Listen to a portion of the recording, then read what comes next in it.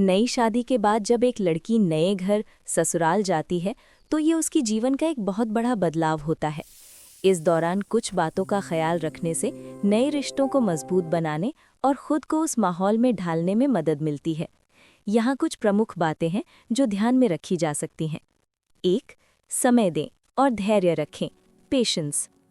हर घर का माहौल, रहन सहन और तौर तरीके अलग होते हैं। जाते ही सब कुछ बदलने की कोशिश ना करें और ना ही ये उम्मीद करें कि आप तुरंत सब कुछ सीख जाएंगी। सुझाव: चीज़ों को समझने के लिए खुद को और ससुराल वालों को थोड़ा समय दें। जल्दबाजी में कोई राय ना बनाएं। 2. सुनने और समझने की कोशिश करें। ऑब्जर्वेशन।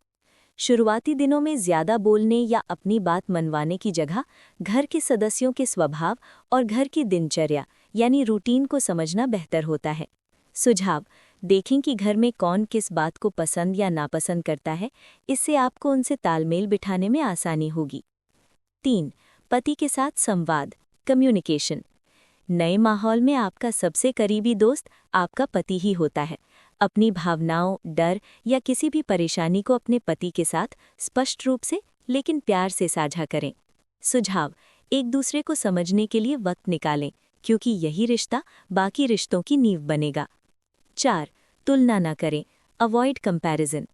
अपने मायके और ससुराल की तुलना करना, जैसे मेरे घर में तो ऐसा होता था, अक्सर तनाव पैदा कर सकता है। सुझाव: ससुराल को एक नई दुनिया की तरह देखें और वहाँ की अच्छी चीज़ों को अपनाने की कोशिश करें। 5. सम्मान दें और सम्मान पाएं। Respect and get respect. बड़ों का आदर करना भारतीय संस्कृति का अहम हिस्सा है, लेकिन साथ ही अपना आत्मसम्मान यानी सेल्फ रिस्पेक्ट बनाए रखना भी ज़रूरी है।